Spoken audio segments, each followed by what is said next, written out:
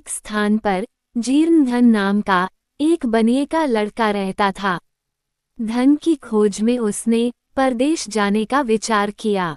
उसके घर में विशेष संपत्ति तो थी नहीं, केवल एक मन वजनी भारी लोहे की तराजू थी। उसे एक महाजन के पास धरोहर रखकर वह विदेश चला गया।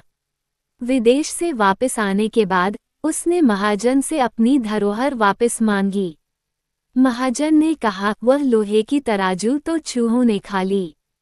बनिए का लड़का समझ गया कि वह उस तराजू को देना नहीं चाहता, किंतु अब उपाय कोई नहीं था। कुछ देर सोचकर उसने कहा कोई चिंता नहीं, चूहों ने खा डाली तो चूहों का दोष है, तुम्हारा नहीं। तुम इसकी चिंता न करो। थोड़ी देर बाद उसने महाजन से कहा मित्र, मैं नदी पर स्नान के लिए जा रहा हूँ, तुम अपने पुत्र धनदेव को मेरे साथ भेज दो, वह भी नहा आएगा। महाजन बनिए की सज्जनता से बहुत प्रभावित था, इसलिए उसने तत्काल अपने पुत्र को उनके साथ नदी स्नान के लिए भेज दिया। बनिए ने महाजन के पुत्र को वहां से कुछ दूर ले जाकर एक गुफा में बंद कर दिया।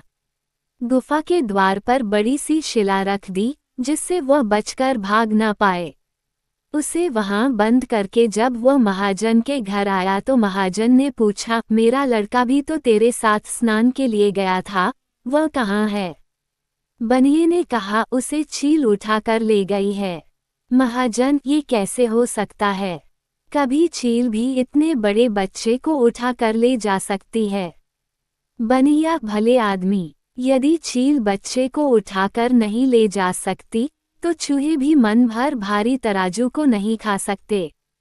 तुझे बच्चा चाहिए तो तराजू निकाल कर दे दे। इसी तरह विवाद करते हुए दोनों राजमहल में पहुंचे। वहां न्यायाधिकारी के सामने महाजन ने अपनी दुख कथा सुनाते हुए कहा कि इस बनिए ने मेरा लड़का चुरा लिया है।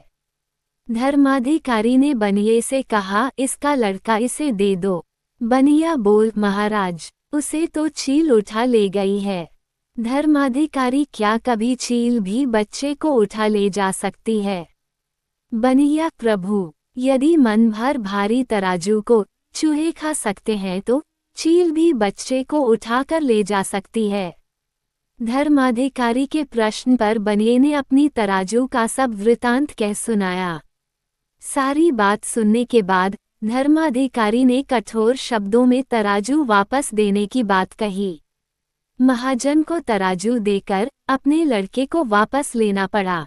धर्माधिकारी ने महाजन को आगे से ऐसी ओछी हरकत न करने की चेतावनी के बाद वहां से भगा दिया। सच है मित्रों, जैसे को तैसा मिल ही जाता है। कहानी यही खत्म हुई। अगली कहानी में फिर मुलाकात होगी, तब तक के लिए शुभ विदा।